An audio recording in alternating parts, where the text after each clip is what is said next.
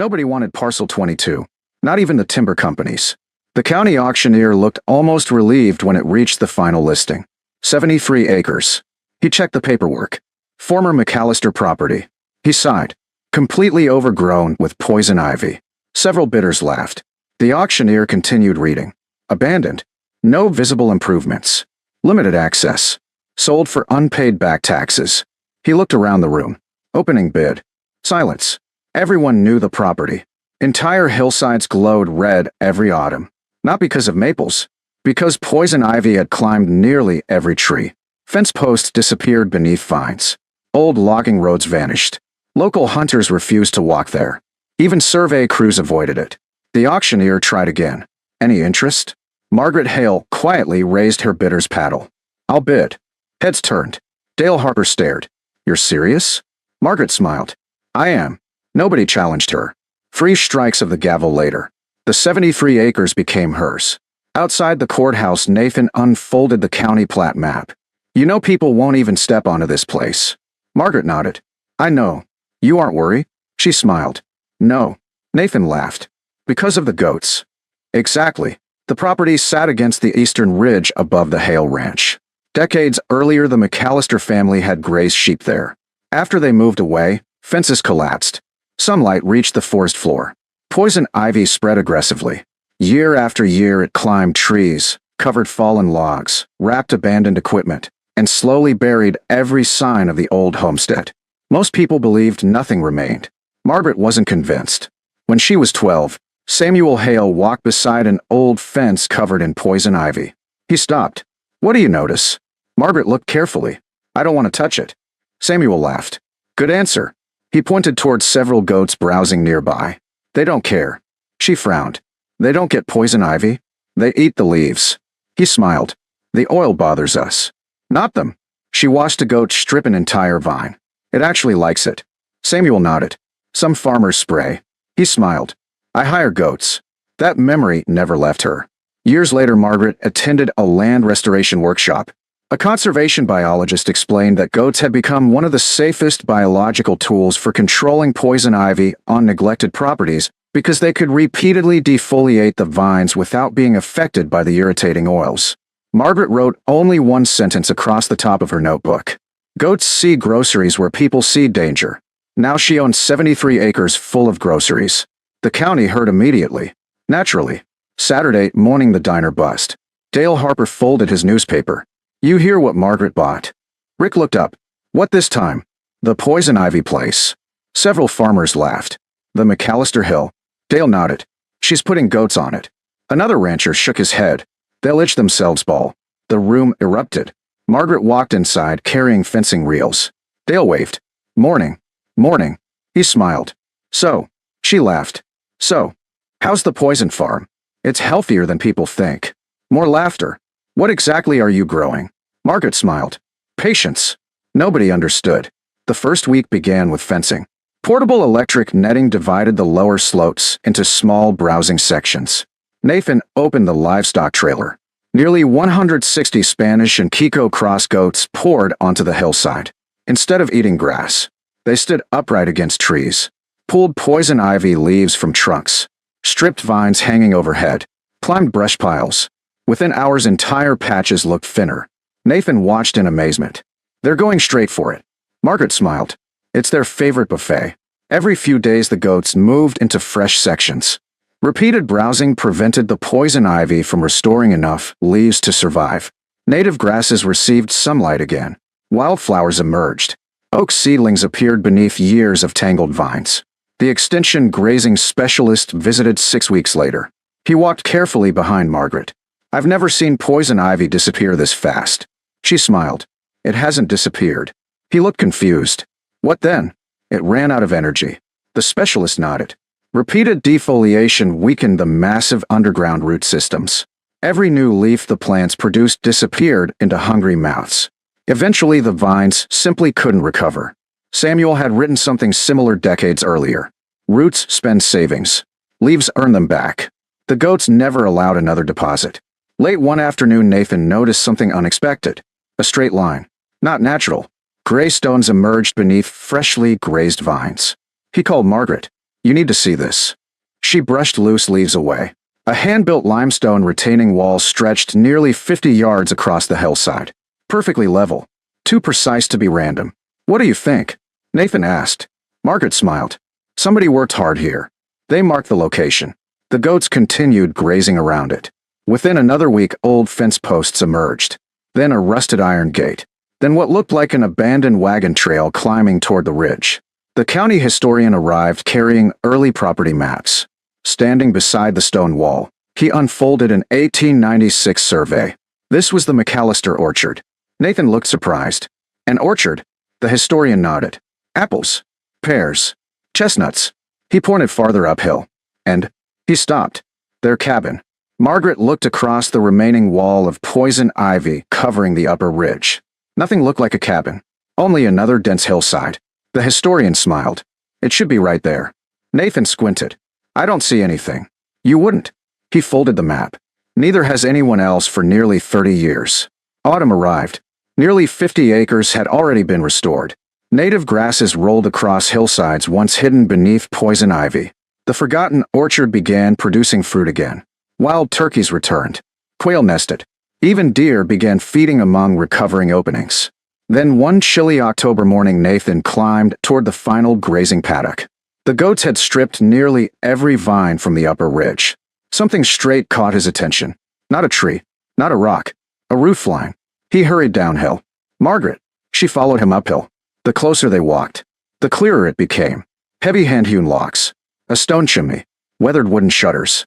Almost completely hidden beneath hanging poison ivy vines only weeks earlier. Margaret stopped. Neither she nor Nathan spoke. The cabin hadn't collapsed. It had simply disappeared beneath living green walls. The county historian removed his hat. I honestly thought it burned down. Instead, an entire log cabin stood quietly beneath the last curtains of poison ivy. Its porch post still stood. The chimney remained perfectly straight. Even sections of the cedar shake roof survived. Late that afternoon, the county structural engineer arrived after hearing rumors of the discovery. He spent nearly an hour walking slowly around the cabin. He inspected the log corners, tapped the stone chimney, checked the foundation. Finally, he stepped back onto the porch. He smiled at Margaret. I've got a question. Margaret folded her arms. Go ahead. He looked once more at the remarkably preserved log cabin emerging from decades of poison ivy. Do you realize this may be one of the oldest surviving log homes anywhere in the county? The county structural engineer stepped off the porch. He looked once more at the weathered log walls, then back at Margaret. Do you realize this may be one of the oldest surviving log homes anywhere in the county? Margaret glanced at the cabin. I knew it was old. He smiled. It's much older than that. Nathan looked surprised. How old? The engineer ran his hand across one of the massive hand-hewn locks. My guess. He paused. Mid-1800s. The county historian slowly nodded. The corner notches confirm it. He pointed toward the cabin joints. Nobody builds logs like this anymore. Margaret stood quietly. All those years, the cabin hadn't vanished. It had simply been wrapped inside living walls. The restoration began carefully. No heavy machinery touched the immediate area. The goats finished removing every remaining poison ivy vine surrounding the cabin. Workers wearing protective clothing carefully detached the dead vines from the logs without damaging the wood beneath. Every day, another piece of craftsmanship appeared. Hand-forged hinges, original shutters, a stone fireplace large enough to stand inside. Even the front porch survived remarkably well. Nathan looked through one dusty window. The furniture's still inside. The historian smiled. Nobody's entered this house in decades. The first room felt like stepping backward through time. Dust covered everything. A handmade rocking chair. An ironwood stove. Shelves built directly into the log walls. Nothing valuable. Everything meaningful. Margaret picked up a weathered family Bible lying on a small table. Inside the cover someone had written, McAllister Family, 1871. She carefully closed the book. It belongs here. The historian nodded. It always did. As restoration continued, the goats kept working across the remaining acres. Without repeated browsing, young poison ivy shoots would eventually reclaim the hills. Instead, every new leaf disappeared almost immediately. Native grasses expanded. Blackberry patches shrank. Wildflowers covered open ground. The extension grazing specialist returned the following spring. He walked slowly across the restored hillside. I almost don't recognize this place. Margaret smiled. What do you see? He knelt beside a patch of little blue stem. The forest came back. She nodded. The poison ivy didn't own the land. It only covered it. The specialist looked across the recovering landscape. Birdsong echoed through the trees. Butterflies drifted over blooming clover. Oak saplings stretched toward the sunlight. The seed bank survived. Margaret smiled. It was waiting. Late one afternoon, Nathan noticed another unusual feature behind the cabin. A shallow depression lined with stone. The goats had cleared the final vines from it. What do you think this is? The historian hurried over. One look made him smile. A root cellar. They opened the old wooden door carefully. Cool air drifted upward. Inside sat rows of handmade stone shelves. Everything remained dry. The engineer looked impressed. They understood this mountain. The discoveries continued. A smokehouse emerged 50 yards behind the cabin. Then a hand-built spring house tucked beside a hillside. Cold water still flowed through its stone channel exactly as it had more than a century earlier. Margaret cupped her hands beneath the spring. The water tasted clean. Fresh. Nathan laughed. So the cabin had its own water all along. The historian nodded. That's why they settled here. By the second summer, the 73 acres barely resembled the abandoned property sold at auction. The poison ivy had been reduced to scattered patches constantly controlled by browsing goats. Rolling hills of native grasses replaced dense vines. The forgotten orchard produced apples again. The log cabin stood proudly beneath towering oaks. Visitors began arriving every weekend. Some came to study goat grazing. Others came to see the hidden cabin. Most came because they simply couldn't believe the stories. One little girl stood beside the cabin porch. She looked at Margaret. Did the goats build this? Margaret laughed. No. What did they do? They helped us find it. The girl smiled. They're treasure hunters. Margaret looked toward the browsing herd. I suppose they are. Even Dale Harper became one of the regular visitors. One evening he leaned against the porch rail. You know what still bothers me? Margaret smiled. What? I laughed. You did. I told everyone you bought 73 acres of poison ivy. She looked across the hillside. You weren't alone. He shook his head. I thought nothing could grow here. Margaret pointed toward the rolling pasture. It already had. He looked confused. What do you mean? The poison ivy was growing. She smiled. I simply changed what was eating. That answer stayed with him. The State Forestry Department soon partnered with the County Conservation Office. Together they used the McAllister property as a demonstration site for biological invasive plant control. Landowners arrived from across the region. Many expected chemicals, bulldozers, burn piles. Instead they watched goats quietly eating vines.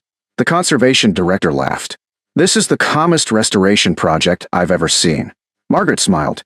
The goats never read the headlines. One graduate student from the state university asked, when did you know there would be a cabin? Margaret thought for a moment. I didn't. The student looked surprised. Then why buy it? She looked toward the ridge. People rarely abandon good land. She smiled. They usually leave something behind. Late that autumn, the County Historical Society officially designated the McAllister cabin as a preserved pioneer homestead. The dedication ceremony took place beneath the old oak trees that poison ivy had nearly hidden forever. The structural engineer stood beside Margaret afterward. I've been thinking. She smiled. About what? If those vines hadn't covered the cabin. He looked toward the weathered logs. It might have been demolished decades ago. Margaret nodded slowly. The vines buried it. He smiled. But they also kept people from tearing it down. As the crowd drifted away, Margaret remained on the porch. The evening sun settled behind the mountains. The goats grazed peacefully across the hills. The restored orchard glowed with autumn colors.